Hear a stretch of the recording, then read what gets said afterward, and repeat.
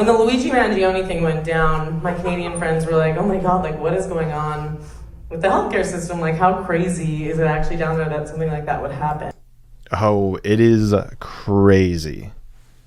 I was like, well, it's not that crazy. You know, you just have to know the difference between your copay and your coinsurance and your deductible and your out-of-pocket max, right? And your deductible is what you have to pay with cash before your insurance kicks in, and then that's when you pay a percentage of that, which is your coinsurance, until you hit your out-of-pocket maximum.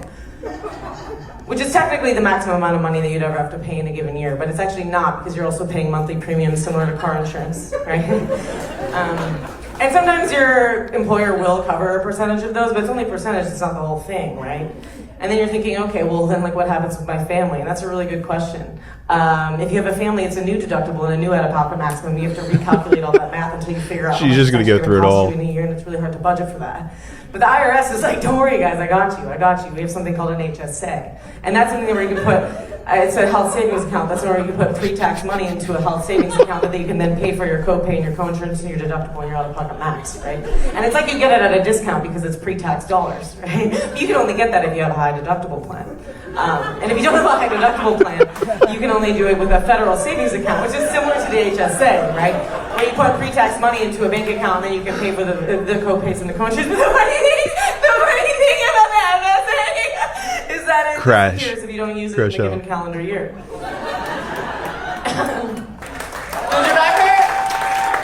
Does your back hurt?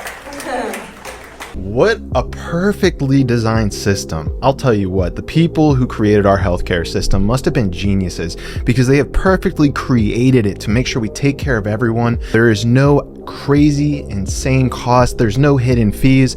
There's no issues with our system whatsoever. This is honestly a stroke of genius, and honestly one of the greatest things that has ever come out of capitalism, in my opinion. She nails it. You just have to understand all of those things, understand how they interact with each other, understand how much money that means that you're going to pay in certain situations. Yeah, it's really genius. And what's even better is that our medical institutions are not costing us trillions of dollars. It's not putting people into debt. It's not ruining families. It's not ruining people's expenses. So it's honestly a great breakdown, and it's great to understand this. And even to take this to the next level, she didn't even go into the difference between out of network and in network. She never talked about how sometimes the hospital could be in network, but the doctor could be out of network. What does that mean? She doesn't even go into how you might be paying for the hospital bills, but then there's also going to be doctor bills. It's such a perfect system. So make sure to show your support for the healthcare system.